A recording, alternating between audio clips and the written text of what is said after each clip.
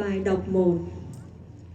Các ngài đặt tay trên họ và họ nhận lãnh Thánh Thần. Trích sách Tông đồ Công vụ. Trong những ngày ấy, Philippe đi xuống một thành thuộc xứ Samaria, rao giảng Đức Kitô cho họ.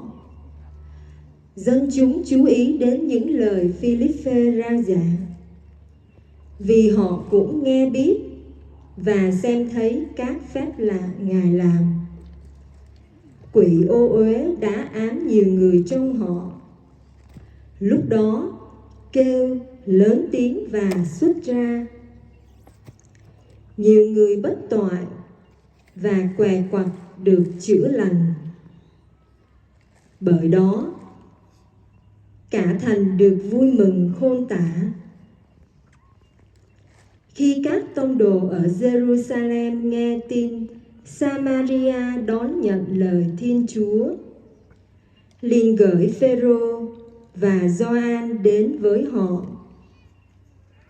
Khi đến nơi, hai ngài cầu nguyện cho họ được nhận lãnh Thánh Thần, vì chưa có ai trong họ được nhận lãnh Thánh Thần.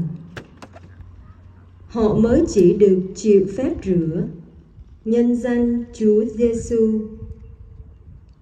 Bấy giờ các ngài đặt tay trên họ và họ nhận lãnh Thánh Thần. Đó là lời Chúa.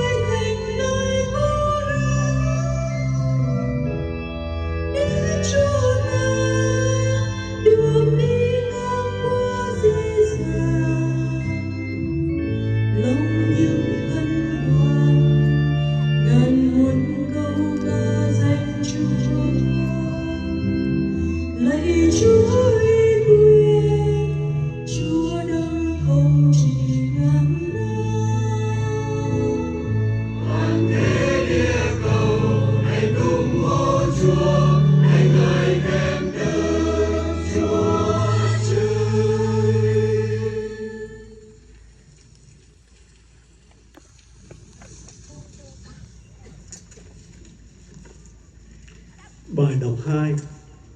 Người đã chết theo thể xác, nhưng đã nhờ thần linh mà được sống. Trích thơ thứ nhất của Thánh Phêrô Tông đồ. Anh em thân mến, anh em hãy tôn thờ Chúa Kitô trong lòng anh em. Hãy luôn luôn sẵn sàng trả lời thỏa mãn cho mọi kẻ hỏi lý do của niềm hy vọng nơi anh em. Nhưng phải làm cách hiền từ, kính cẩn, hãy có lương tâm ngay chính, để những kẻ lăng mạ đời sống đạo đức của anh em trong Đức Kitô phải hổ thẹn về điều họ gièm pha anh em. Vì nếu Thiên Chúa muốn, thì thà làm việc thiện mà đau khổ, còn hơn là làm điều gian ác. Vì Đức Kitô đã chết một lần cho tội lỗi chúng ta, người là đấng công chính thay cho kẻ bất công, để hiến dâng chúng ta cho Thiên Chúa. Thật ra, người đã chết theo thể xác, nhưng đã nhờ thần linh mà sống lại. Đó là lời Chúa.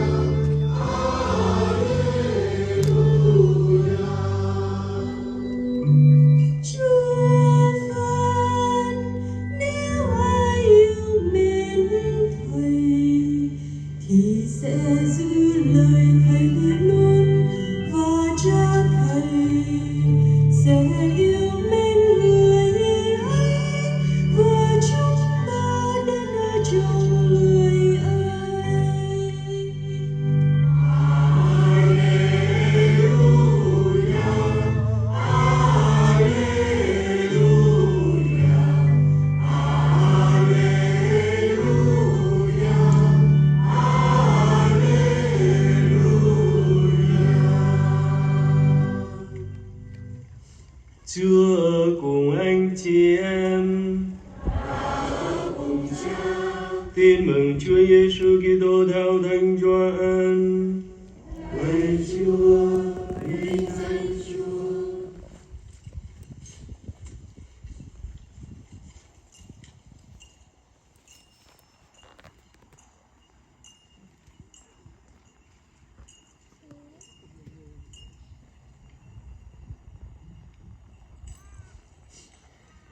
Khi ấy, Chúa Giêsu phán cùng các môn đệ rằng: nếu các con yêu mến Thầy, thì hãy giữ giới răn Thầy, và Thầy sẽ xin Cha, và Người sẽ ban cho các con một đấng phù trợ khác, để Ngài ở với các con luôn mãi.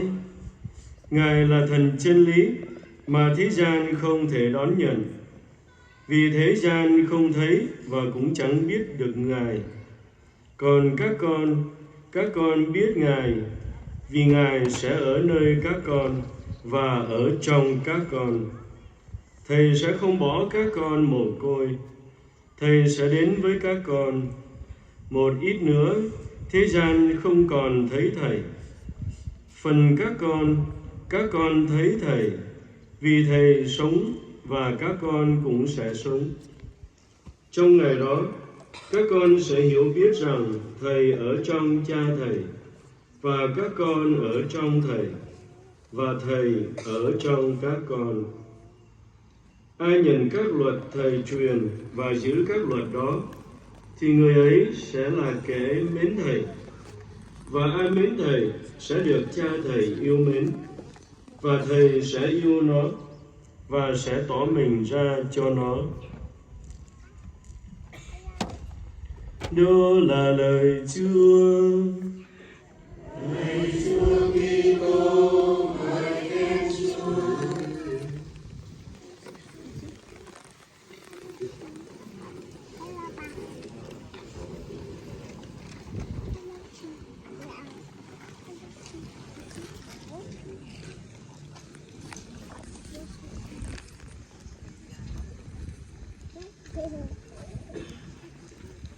I have to be very honest. I have never felt the presence of the risen Jesus so much in our community and in our world as what I have felt that situation over the last 6 weeks. I can't believe how that presence, and it's just in the ordinance of life. I'm going, as Father Remy mentioned, sort of a changing situation from being an auxiliary bishop into a sort of a, I don't know what you call it, people say retirement or that, but I always said if I was healthy enough and well enough, I would work around in St Vincent's Hospital. I've been a patient there so many times, but the other part of it is I've been connected with St Vincent's Hospital at Darlinghurst all my life since I was a very small child. I remember going there. My father had a cousin who was a sister of charity there, and we used to visit her quite frequently. And then over the years been involved with homeless people and street people and all the many other things. It's sort of a place I know well. I know a lot of the people, the staff in both the public and private hospitals, etc. So I'm going through a change. And a change is always, of course, as you know, it's unpredictable. You don't know what's around the corner. But you do a lot of thinking in times of change. I've found over the years, and even just, things come to your mind. People who have been part of your life. Gosh, I've been blessed. I tell you what, all the people, my family, all the religious, the priests, the people in the parishes, just people who come into absolutely extraordinary. I've got enough. I tell you what, I have no excuse when I meet the risen Jesus, when I meet Jesus face to face. Well, I think I've already met him anyway, and I have no doubt, or you have as well. I'll just tell a little story. Just in Holy Week, I was walking down from St Vincent's Hospital in Darlinghurst along Victoria Street down to the Matthew Talbot Hostel. Now, I've been going to the Matthew Talbot Hostel since I was in Year 8 at school, and that's a long time ago. But it's been part of my journey all the way through. I would never become a priest, I'm sure, only for the homeless people. I have no doubt about that. And of course the encouragement of my family and many others. But just as I was walking down, just about to cross William Street, just near the St John's Anglican Church, and I heard this voice sing out to me. "How are you, Terry?" And I looked over. There was a man probably in his 30s, late 30s. And I looked, now where do I know this man from? Is it from Matthew Talbot? Maybe around the hospital? Maybe from another group called David's Place, which is very connected with the church. But I couldn't put it into place. I couldn't get it. But I knew that man who was sitting there with a bit of a scruffy beard I knew that he knew everything about me. What made me sleep, live, everything. I knew he knew it all. You know when you get that sense, someone knows it all about you? There was a lady sitting beside him, probably around the same age. She didn't say much. There was another man just to the side of him there, about the same age as the other. And he said, "Are you Terry Brady?" I said, "Yeah, I am." He put it on, and he too knew a hell of a lot. Now these would have been what you'd call rough sleepers, street people, people around. As I went down to Matthew Talbot, walking down there, I kept thinking on my way home again, who were those two men and that women? I tell you what, you'll think I'm crazy, but I can't get out of my mind that man, possibly, very possibly Jesus, with one of the Marys and one of the disciples, possibly John. And I've been back a couple of times to see if they're there. No, they're not there. I'll try again this week, later this week. I think I'm going down to Matt Talbot one morning. I'll just see if they're there again around the same time. I don't expect them to be. But you don't know who's around. I was only thinking also about those young people who who have been visionaries over the years. The little group in 1896, or whatever it was, 97, there in northern Germany, who had the vision of Our Lady, only young boys in their 10, 11, and then their sisters came on the scene, and the mother came, they told their mother what they'd seen, and she said, oh, they're good boys, they must have it right. But she couldn't, then she started to doubt it all. Because it's a reminiscence again of what happened in Lourdes and Fatima as well. And I still believe, even this very day, there would be people around, young, as strange as it seems to me, it's often very young men and women, who are the ones who are the visionaries. I wonder if some of your young people said to you that they'd seen a vision of Our Lady tonight or tomorrow. Would you believe them? I bet there'd be some, they're having themselves on. I advise you, I'm sure there might be people here in this crowd, in our community today, who certainly have had visions of Our Lady, who certainly have, I have no doubt about that whatsoever. And I have no doubt that every one of us, without exception, has all met the risen Jesus. I have no doubt at all. We know we meet him, as it highlights there in the first reading there this day, certainly sacramentally in the Eucharist and in the other sacraments as well, and when we pray. But I have no doubt Jesus also comes to us in disguise. When we leave this world, we read that, often we use that expression, the pearly gate. I have no doubt you and me will recognise Jesus straight away. We would have seen him so many times on the journey. I don't speak for myself, but it always seems to have been with the most marginalised and with the poor. And I've just read a little reflection by Pope Francis on our gospel today. And what Pope Francis highlights on his reflection of today's gospel is selfless love. Our love has to be selfless. And of course, in our humanness, that's not always easy. Selfless love. Very, very important. We can all be good lovers, but it has to be selfless. I think Pope Francis has hit the nail on the head, what Jesus was talking about there in that gospel. Selfless love. And of course, this is one of those days too, we think about our mothers and grandmothers. I'm a first generation Australian. Both my parents were born in Ireland. Hence, I can't even cope with the sun. I burn up like you wouldn't believe. I'm always getting skin cancers taken off, been getting them taken off for many years. I've been going to the same dermatologist for 45 years, believe it or not.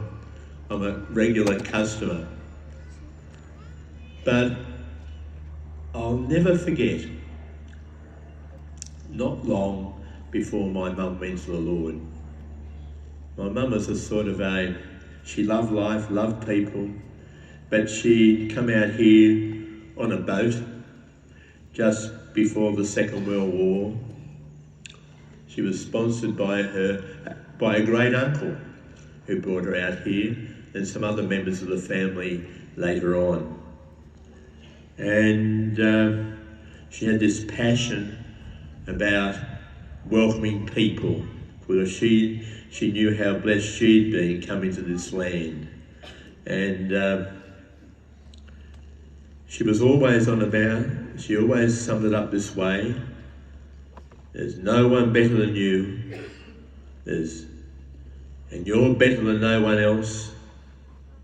You never put yourself above anyone, but you don't put yourself below anyone either. And she'd go on, because in the Lord's sight, we're all equally brothers and sisters. And I have to say, I grew up in a house where everyone within the house, everyone who came to the house was all treated very, very well and equally. There was never any pecking order. I have to say, I've tried to live it out in my own life, and I must admit it's got me into a bit of trouble at times, particularly in church circles. But it's that loving, that sense of loving, that selfless love, and that great love for others. And the other thing I can never forget, one of my oldest niece actually said to Mum, she said, "Nana, you're a very proud Irish woman." And she responded, "I'm a very proud Irish Australian woman." She was never forgot her country of birth, but she was also indebted to the country that adopted her as well. But I have to say, and she never chased up politicians until the latter part of her life. She left that to my father. But that incident all those years ago with the Tampa, back there in the 1990s, whatever it was, that really, she was so annoyed that what happened. She used to ring the odd politician up and tell them to do something about it. And she'd never ring a politician, I say before in her life, but she she couldn't bear any maltreatment of people on the move, people in trouble, people and everything else. And where will we find Jesus? Always in the most poor and marginalised and troubling situations. That's where you'll always find him. And we ask Our Lady this day to help us too, to just connect so deeply with her Son, the risen Jesus. And we ask Our Lady to help us to prepare very well again this year for the outpouring of the Holy Spirit. Pentecost is only around the corner now as well. We simply ask for all that. But I say thanks this day to your great faith.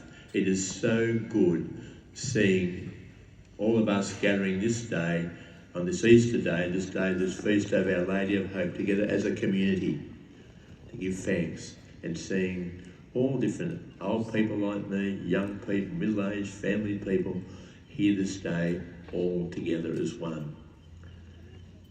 And we too, from that, we have that great obligation to make sure we're inviting others around our table as well, particularly those on the margins, but anyone you know. You could be a billionaire and still be struggling in so many ways, to invite people in trouble around our tables, every sister and brother, because there's no first and second class citizens in the eyes of God. And that requires to grasp that totally selfless love. That's my prayer for all of us this day. We keep growing in that selfless love. Thank you very much. Thank you.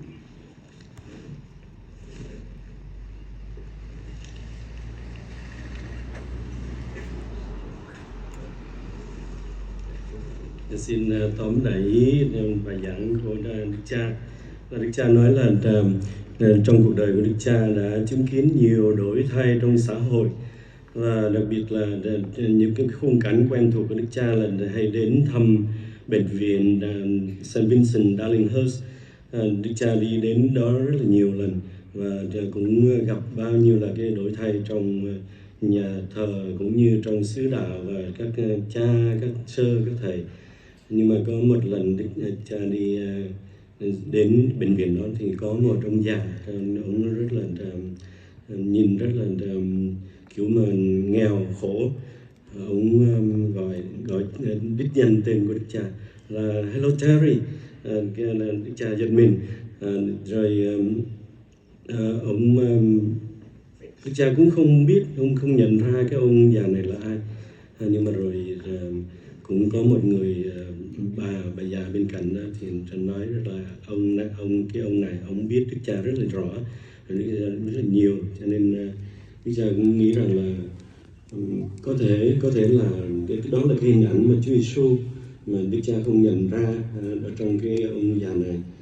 Cho nên Đức Cha kết luận rằng là Chúa Giêsu hiện ra với chúng ta trong cuộc đời rất là nhiều lúc, nhiều dịp mà có khi chúng ta không nhận ra Ngài, không biết về Ngài, nhưng mà Ngài đến với chúng ta rất là thường xuyên, và chỉ cần chúng ta để ý thì chúng ta sẽ nhận ra Ngài và gặp chính Ngài. Và trong bài phúc âm của chúng ta nghe Chủ nhật hôm nay nói về tình yêu của Chúa Giêsu dành cho loài người chúng ta, và Đức Giáo hoàng Francisco đã nói về cái bài phúc âm này là tình yêu này là tình yêu vô vì lợi, không có nghĩ đến cái bản thân mình mà quên mình. Tình yêu này xả thân quên mình để nghĩ đến người khác và lo cho người khác. Và Đức Cha cũng nói về cái gương của bà mẹ của Đức Cha. Bởi vì ngày hôm nay chúng ta nhớ đến các hiền mẫu, trong đó có các bà mẹ, các cố của chúng ta đã từng đi trước. Các bà là những cái tấm gương của những tình yêu hy sinh quên mình để xả thân lo cho gia đình, cho con, cho cháu. Và Đức Cha tóm lại cái tình yêu mà mẹ của Đức Cha nói thế này là đừng bao giờ nghĩ rằng bản thân mình tốt hơn những người khác, và cũng đừng bao giờ nghĩ rằng những người khác tốt hơn mình để rồi mình tự đặt mình ở dưới họ. Nhưng mà hãy nhìn nhau là lúc nào cũng là bình đẳng. Và Đức Cha nói là trong gia đình của Đức Cha là tất cả mọi người khách đến gặp gia đình, thăm gia đình đều được đối xử một cách rất là bình đẳng và chân thành với tất cả tình yêu thương. Một cái tình yêu thương diễn tả cái sự quên mình, hy sinh quên mình và nghĩ đến người khác. Và nếu chúng ta sống cái đức yêu thương quên mình, hy sinh, lo lắng cho những người khác, chúng ta dễ gặp được Chúa Giêsu và dễ nhận ra sự hiện diện của Ngài trong cuộc sống. Đặc biệt là Đức Cha cũng nói đến là Đức Mẹ thường hiện ra ở các nơi là có gặp cho những cái người tuổi trẻ gặp Đức Mẹ, chẳng hạn như Fatima, các bà trẻ, rồi ở Lộ Đức có Thánh nữ Bernadette và nhiều nơi khác nữa. Thì Đức Mẹ thường gặp hiện ra cho các trẻ em. Và Đức Cha thử hỏi vậy, nếu bây giờ có một người trẻ nào trong giữa chúng ta đây nói rằng là Đức Mẹ hoặc là Chúa Giêsu đã hiện ra với họ, liệu chúng ta có tin cái người đó hay không? Cho nên chúng ta đừng có bao giờ coi thường bất cứ ai, bởi vì bất cứ ai cũng có thể trở nên môn đệ, trở nên những chứng nhân cho tình yêu của Thiên Chúa. Và Chúa ở trong họ thì chúng ta hãy tôn trọng họ, hãy trân quý tất cả những gì Chúa muốn dùng tất cả những người đó để loan tin mừng cho mỗi người chúng ta. Và chúng ta hãy luôn luôn cảm ơn Chúa và biết rằng là Chúa luôn luôn hiện diện, sống động và rất là gần gũi, thân thiết trong cuộc sống của chúng ta. Đặc biệt là trong những anh chị em thiếu thốn, nghèo nàn, khổ sở chung quanh chúng ta, Chúa và Đức Mẹ luôn luôn hiện diện và gần gũi với họ. Nên ta hãy biết trân quý và yêu thương nhau thật nhiều. Xin cảm ơn. Xin cộng đoàn đứng lên.